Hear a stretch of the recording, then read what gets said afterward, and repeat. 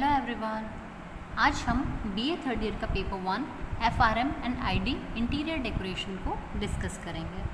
ठीक है, आज का जो हमारा टॉपिक है यह है हाउस एंड इट्स एनवायरनमेंट। ठीक है, अर्थात घर या ग्रह और इसका वातावरण, जिसमें हम बात करेंगे बेसिकली साइट सिलेक्शन की। ठीक है, कि किस प्रकार से स्थान का चयन किया जाता है एंड इसके अलावा साथ साथ में जो डिज़ायर्ड लोकेशन होती है और सराउंडिंग का and desired locality and surrounding. ठीक है, तो देखिए हमारा टॉपिक है कि घर और इसका एनवायरनमेंट, इसके चारों तरफ का वातावरण, जिसमें एक तो स्थान का चयन आता है, लोकेलिटी आती है और हमारे आसपास की जो जगह है वो कैसी है उसके बारे में हम बात करेंगे। किस प्रकार की भूमिका या जगह का आपको चयन करना चाहिए। ठीक है, अब देखिए घर वो अच्छा होता है या बेस्ट हाउस उसी को कहते हैं या आइडियल हाउस। आइडियल हाउस वो है जो आपकी फुलफिल्स ऑल नीड्स।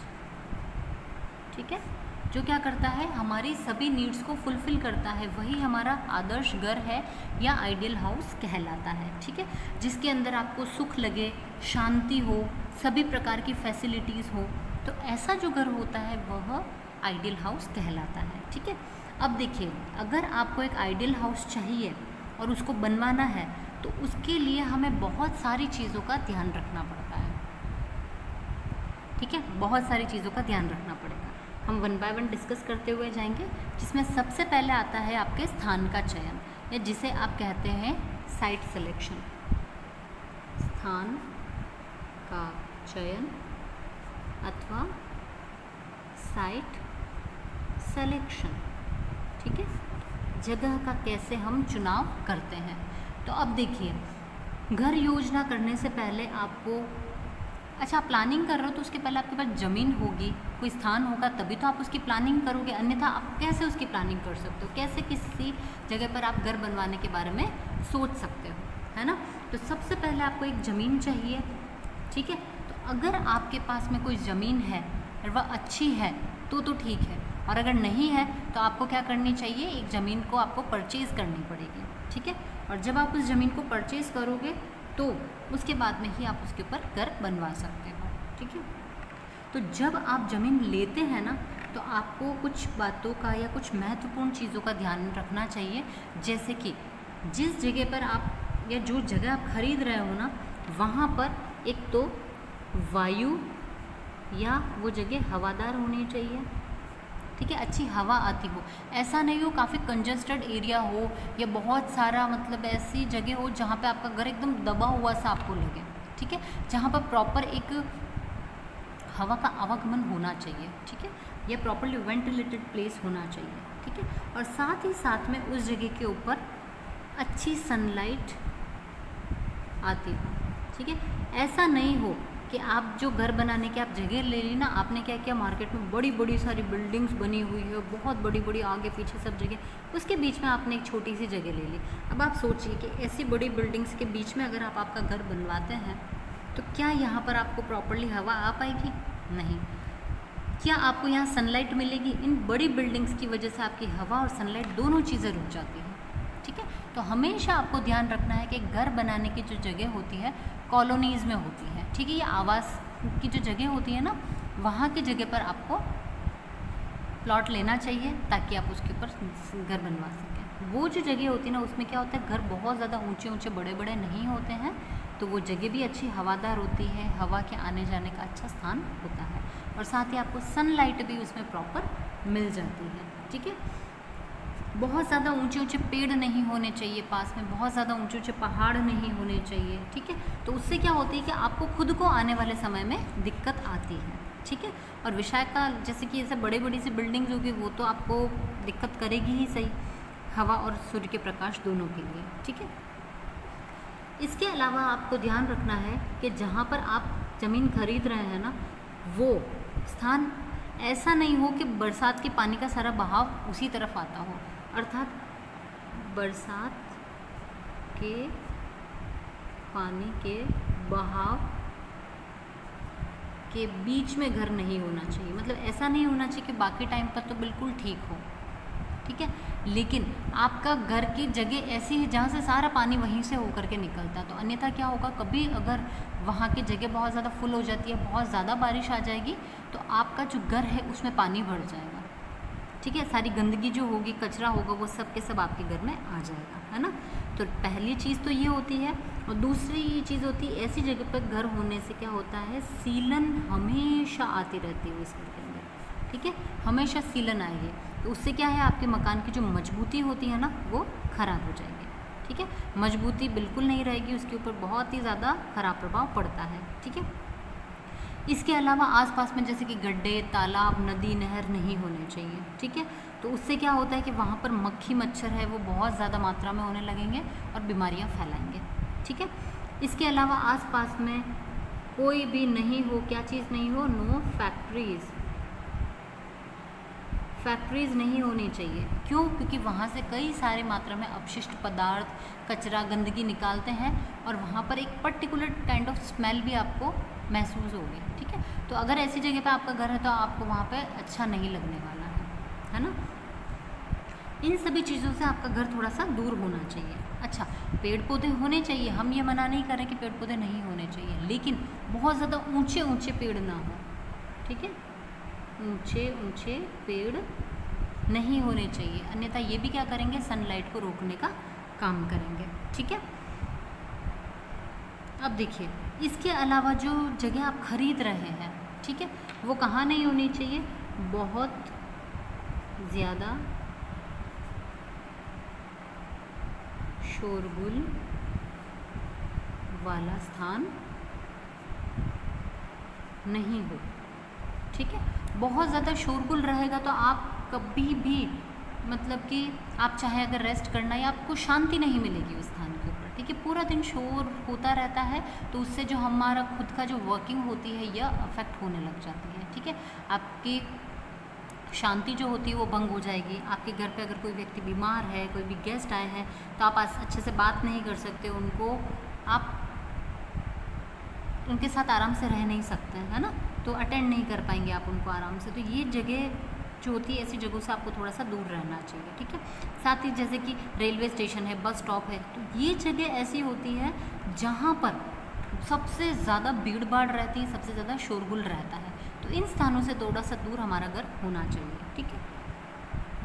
लेकिन इस चीज़ का ध्यान रखें कि जैसे जहाँ पे आप घर ले रहे हो उसके आसपास स्कूल की फैसिलिटी होनी चाहिए, ठीक है, स्कूल हो, हॉस्पिटल हो, उसके आसपास ज़्यादा थोड़ी सी दूरी चल सकती, बहुत ज़्यादा भी नहीं हो, बहुत कम भी नहीं हो। स्कूल है, हॉस्पिटल है, पोस्ट ऑफिस है, ठीक है, मार्केट हो गए, है ना। तो ये कुछ छोटे मोटे आइटम्स आपको आसपास में मिल जाए आपकी ज़रूरत की, तो ऐसी सब चीज़ें आपके घर के आसपास में होनी चाहिए, ठीक है। अब आपने देखा होगा कि कई लोग जो होते हैं वो प्रेफर करते हैं कि जैसे, या उन्हें अच्छा लगता है कि उनका जो घर है वो किसी समुद्र के किनारे हो, बीच के किनारे हो, या किसी नदी के किनारे हो, है ना, लोग पसंद करते हैं। लेकिन यह जो चीज़ें होती है ना, ये देखने के लिए या नेचुरल ब्यूटी के हिसाब से तो बहुत अच्छी होती है, लेकिन अगर यहाँ पर आपका घर इन जगहों के आसपास होता है ना, तो पूरे दिन आपके घर में गंदगी आती रहती है, ठीक है, गंदगी आती है, मिट्टी आ सकती है इससे आपके घर के अंदर, और साथ ही साथ में जो आपके पेड़ पौधे होते हैं वो भी समुद्र के पानी से बहुत ज़्यादा अफेक्ट हो जाते हैं, ठीक है। तो इस जगह के आसपास में घर नहीं लेना चाहिए, ठीक है, ज़मीन नहीं लेना चाहिए। अब आप एक मेन इम्पॉर्टेंट चीज़ का ध्यान रखें, वो है डायरेक्शन, है ना। जहाँ पर भी आप घर लेते हैं उसके पहले उस स्थान की दिशा को ज़रूर से ध्यान में रखना चाहिए, ठीक है, कि किस तरफ से सूर्य निकल रहा है उस चीज़ को आपको ध्यान में रखना चाहिए कि हाँ भाई ये पूर्व दिशा, तो उसी तरफ आपके ज़्यादातर खिड़की दरवाजे हों ताकि नेचुरल रोशनी, नेचुरल सनलाइट जो होती है वो आपके घर में प्रवेश करती रहे। अन्यथा क्या होगा, अगर आपका जैसे कि वेस्ट फेसिंग या साउथ या नॉर्थ फेसिंग अगर आपका हाउस होगा तो प्रॉपर मात्रा में सनलाइट नहीं आ सकती है। ठीक है, वेस्ट वाली साइड में आएगी लेकिन वो शाम में आएगी, और अगर उसमें भी आपके घर के सामने किसी का घर बन गया तो वो भी नहीं आएगी। ठीक है, तो हमेशा इस चीज़ का ध्यान रखें, उगते हुए सूरज की रोशनी अगर हमारे घर में आती है तो वो ज़्यादा अच्छी होती है। तो डायरेक्शन को भी ध्यान में ज़रूर से ज़रूर आपको रखना चाहिए, है ना। अब हम इसके बाद में बात करेंगे, पहला था हमारा साइट सिलेक्शन, सेकंड है हमारा सिलेक्शन ऑफ सॉइल, मिट्टी का चुनाव। ठीक है, या सॉइल मिट्टी का कह सकते हैं, या फिर आप कह सकते हैं भूमि का, कि वहाँ की भूमि किस प्रकार की है ना। तो भूमि का चुनाव कैसा है उसकी हम बात करेंगे। अब देखिए, हमने स्थान का चयन कर लिया तो हमको क्या चीज़ पता है कि भाई हमें कैसी कैसी जगह प्रेफर करनी है और किन किन चीज़ों को हमें अवॉइड करना है। अब देखिए, जो भूमि होती है यह भी कई प्रकार की होती है। ठीक है, तो और हर प्रकार की अलग अलग भूमि की जो अपनी यूटिलिटी होती है, इसकी जो उपयोगिता होती है वो भी सभी की अलग अलग होती है ना। तो उसके हिसाब से हमको सिलेक्शन इसका करना चाहिए। ठीक है, अब देखिए हम बात करते हैं, सबसे पहले जो आपकी भूमि आती है वो आती है रेतीली भूमि। रेतीली भूमि, अब देखिए जो रेतीली भूमि होती है ना, इस प्रकार की भूमि के अंदर जो पानी होता है वो कभी भी जमता नहीं या फिर वहाँ पे आकर के इकट्ठा नहीं होता है उस भूमि के अंदर। ठीक है, क्योंकि ये रेतीली है, रेत होने की वजह से।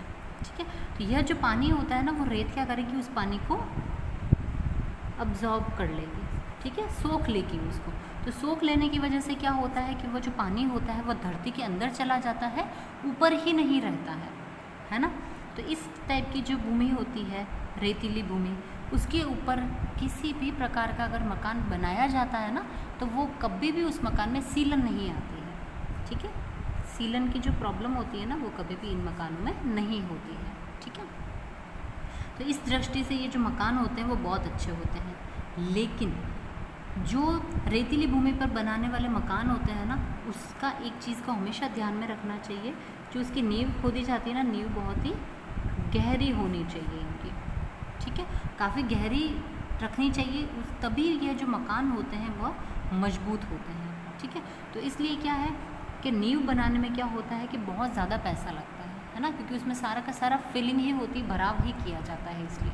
और यह नींव जो होती है मकान को मजबूती प्रदान करती है, इसलिए नींव ज़रूरी भी है। तो क्योंकि यह रेतीली भूमि है तो इस पर नींव अगर गहरी होगी तो मकान के अंदर दबने का डर नहीं रहता है। ठीक है, मकान को अच्छी मजबूती प्राप्त हो जाती है। लेकिन अगर हम आर्थिक दृष्टि से देखें, इकोनॉमिकली देखें, तो रेतीली भूमि पर जो मकान बनाए जाते हैं ना, वो थोड़े महंगे पड़ जाते हैं, क्योंकि उसमें नींव काफ़ी गहरी खोदते हैं तो उसमें बहुत पैसा लग जाता है इसलिए। ठीक है, लेकिन मकान की दृष्टि से ये अच्छा होता है क्योंकि पानी को अच्छे से अब्जॉर्ब करेगा तो कभी सीलन नहीं आएगी और आपके मकान में कोई प्रॉब्लम नहीं होगी। ठीक है, सेकंड आती है चिकनी मिट्टी। ठीक है, चिकनी मिट्टी, चिकनी मिट्टी जो होती है ना, यह क्या करती है, अपने अंदर पानी को बहुत देर तक सोख करके रख लेती है। ठीक है, और ये पानी जो होता है अंदर की तरफ नहीं जाता है, जैसे कि रेतीली भूमि में क्या था, वो जो पानी था रेत से होकर के ज़मीन के अंदर तक चला जाता है ना। लेकिन चिकनी मिट्टी क्या करती है कि पानी को वहीं होल्ड करके रखती है। तो इस टाइप की जो भूमि होती है उस पे बने हुए मकानों के अंदर सीलन बहुत ज़्यादा आती है। ठीक है, सीलन देखी जाती है ना। तो इसमें सीलन बहुत ज़्यादा आएगी, सीलन ज़्यादा आएगी तो वो मकान की जो मजबूती होगी उसको क्या करेगी, ख़राब कर देगी, है ना। और मकान की मजबूती ख़राब होगी तो वो ज़्यादा लंबे समय तक चलेगा ही नहीं। ठीक है, और सीलन की वजह से जो नींव होती है मकान की फाउंडेशन, वो भी कमज़ोर हो जाएगी। ठीक है, और क्योंकि यहाँ पर पानी जमा रहता है, इस चिकनी मिट्टी में भरा हुआ रहता है या अब्जॉर्ब्ड रहता है ना, इसकी वजह से जैसे मक्खी, मच्छर, बहुत सारे कीड़े, ठीक है, या कुछ जानवर, वो अपने आप उसमें पैदा होने लग जाते हैं। ठीक है, तो उसकी वजह से क्या है कि घर में ऐसी चीज़ों का आना जाना भी शुरू हो जाता है। ठीक है, अच्छा, इस टाइप की जो भूमि होती है उसमें लोग इसे, क्योंकि वहाँ पे मक्खी मच्छर बहुत ज़्यादा होते हैं, तो यहाँ पर या ऐसे घरों में रहने वाले जो लोग होते हैं वो आपको ज़्यादातर बीमार मिलेंगे। ठीक है, क्योंकि रोग होने का खतरा हमेशा रहता है, इसलिए जैसे मलेरिया, डेंगू वगैरह तो आसानी से हो जाएगा मच्छरों की वजह से। ठीक है, और इसके अलावा मक्खियाँ रहती, वो गंदगी बहुत फैलाती, तो वो भी फूड पॉइजनिंग या किसी भी प्रकार का इन्फेक्शन भी कॉज करेंगी, है ना। इस टाइप की जो भूमि होती है उस पर अगर मकान बनाना है तो इसकी नींव को भी गहरा खोदना ज़रूरी होता है। ठीक है, और गहरा खोद करके अंदर भरा हुआ जितना भी पानी होता है या उस मिट्टी में जो अब्जॉर्ब्ड वाटर है उसको निकाल करके बाहर डाल दिया जाता है। ठीक है, और फिर उसके बाद में इसको अच्छे से इसकी नींव को भर करके और फिर इसके ऊपर घर बनाया जाता है। तो वो जो घर होते हैं वो थोड़े लंबे समय तक चल सकते हैं और उसमें सीलन की समस्या कम देखी जाएगी। देखी तो जाएगी क्योंकि हमने अंदर भरा हुआ पानी तो निकाल लिया, लेकिन इन फ्यूचर वापस भी तो उसमें पानी भर सकता है, तो यह डर तो हमेशा बना हुआ है इस मिट्टी का। अगला हम बात करेंगे वो है पथरीली भूमि। जो पथरीली भूमि है ना, यह मकान बनाने के हिसाब से सबसे बेस्ट होती है। ठीक है, बेस्ट साइट है ना। ठीक है, या फिर बेस्ट आप सॉइल कह सकते हो या बेस्ट एरिया कह सकते हो, बहुत सही जगह होती है। ठीक है, मकान की बनाना हो तो इसमें क्या होता है कि क्योंकि पत्थर होते हैं तो पत्थर तो पानी अब्जॉर्ब करते ही नहीं है, तो जब पत्थर पानी अब्जॉर्ब नहीं कर रहे हैं तो जितना भी पानी होता है ना ये इस ज़मीन के अंदर चला जाता है, और जब पानी ज़मीन के अंदर चला जाएगा रिश्ता हुआ तो यहाँ की जो नींव होगी ना वो भी मजबूत रहती है। ठीक है, क्योंकि नींव के ऊपर कोई पानी भरा रहेगा तो नींव जो है वो उस पानी को सोखेगी और सीलन आएगी।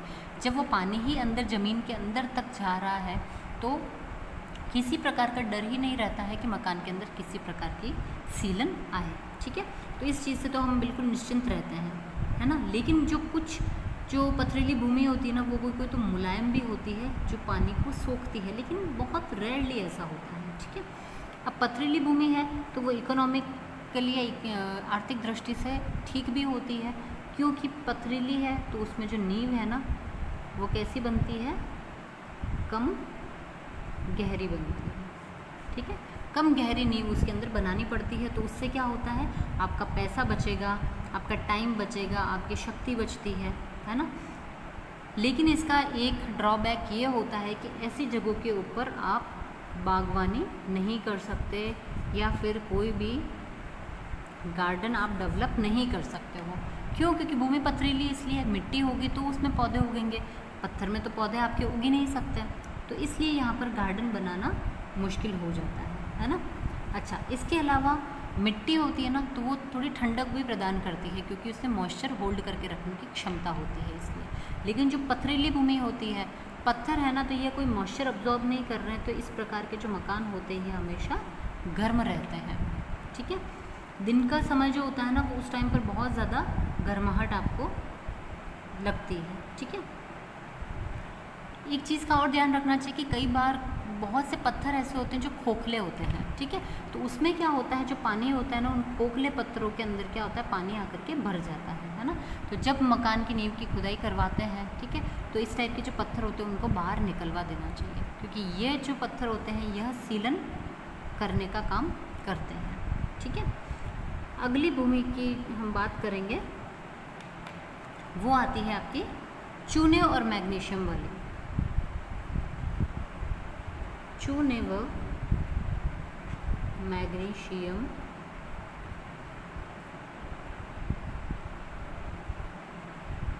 युक्त भूमि। ठीक है, अब देखिए चूना और मैग्नीशियम वाली जो भूमि होती है ना उसके अंदर भी जो पानी होता है वह क्या होगा, रिस करके नीचे ज़मीन के अंदर चला जाएगा। ठीक है, पानी ज़मीन में जाएगा तो आपको यहाँ पर भी डर नहीं है सीलन का। ठीक है, तो आराम से आप ऐसी जगह के ऊपर घर बनवा सकते हो, इसमें भी किसी प्रकार का कोई समस्या नहीं आती है। अगला टाइप आता है वो है कंकरीली भूमि। अर्थात वो भूमि जो कंकरों से बनी हुई होती है। ठीक है, तो यह कैसी होगी, रेतीली भूमि की जैसी ही होती है। रेतीली में थोड़ी बारीक रेत होती है और कंकर जो होते हैं वो रेत के मुकाबले थोड़े से मोटे होते हैं। ठीक है, तो इस प्रकार की भूमि जो होती है इसमें भी सेम चीज़ रहती है कि पानी जो होगा वो रिस रिस करके ज़मीन के अंदर चला जाता है। ठीक है, ज़मीन में पानी चला जाता है, जिसकी वजह से सीलन आने की जो समस्या रहती है वो तो ख़त्म हो जाती है ना। और साथ ही साथ में क्या होता है, आपको प्रोटेक्शन प्रोवाइडेड रहता है। लेकिन इसमें भी क्या प्रॉब्लम है, जैसे कि पत्थर वाली जो भूमि होती है ना, पथरीली भूमि, वो गर्मी के दिनों में बहुत ज़्यादा गर्म हो जाती है। तो उसी प्रकार से यह जो कंकरीली भूमि होती है इस पर बने हुए घर भी दिन के समय में गर्मी देते हैं या गर्म रहते हैं। ठीक है, तो यह इसका एक ड्रॉबैक होता है। ठीक है, अगली भूमि आती है बनाई गई भूमि। अब तक जो हमने पढ़ी थी ना, ये नेचुरली बनी हुई भूमि होती है सारी। जैसे रेत थी वो नेचुरल चीज़ है, चिकनी मिट्टी है वो नेचुरल चीज़ है, पत्थर है, बड़े बड़े पत्थर, पथरीली भूमि, तो वो भी नॉर्मल है ना, जो नेचुरली बनी होती है। चूने मैग्नीशियम वाली होती है वो भी नॉर्मल बनी हुई होती है। कंकड़ है, ठीक है, वो भी नॉर्मल है। लेकिन जो बनाई हुई भूमि होती है ना, वो इन सब से अलग होती है। ये वो ज़मीन होती है जिसको क्या किया जाता है, जैसे कि ये नॉर्मल आपकी ज़मीन है, ठीक है, इस प्रकार। लेकिन इसमें क्या करते हैं, इस ज़मीन को थोड़ा अंदर तक खोदा जाता है और यहाँ पर जो भी कूड़ा करकट होता है, कचरा होता है, गंदगी होती है, उसका भराव करके और ऊपर से वापस इस पर मिट्टी बिछा दी जाती है। ठीक है, और फिर इसको अच्छे से दबा दिया जाता है। तो क्योंकि यह कूड़ा करकट और गंदगी जो है वो नीचे दब गई है, तो आने वाले जो व्यक्ति है उसको नहीं पता चलेगा कि अंदर क्या है ना।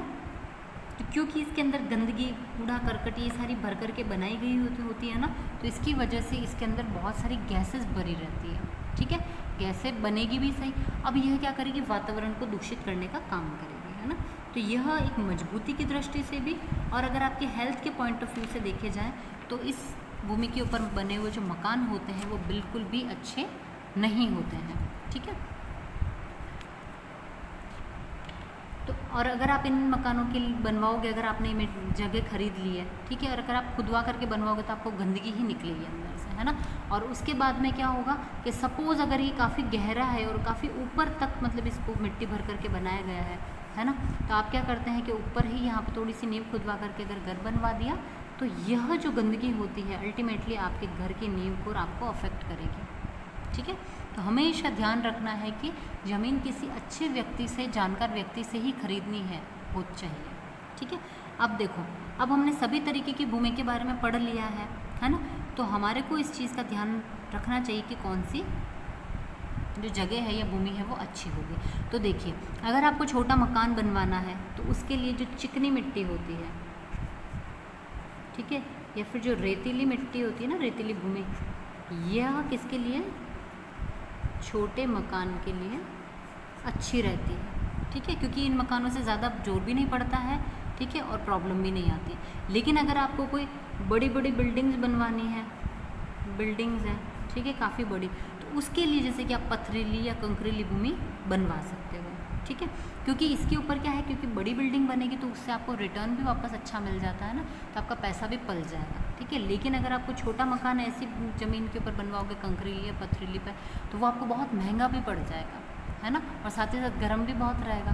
तो इसलिए हमें हमेशा इस चीज़ का ध्यान रखना है साइट सिलेक्शन करते टाइम पर।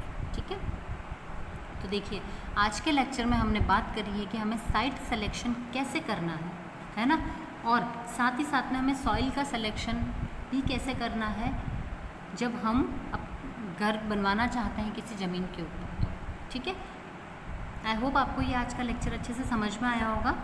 नेक्स्ट लेक्चर में हम एक नए टॉपिक के साथ में मिलेंगे। Thank you.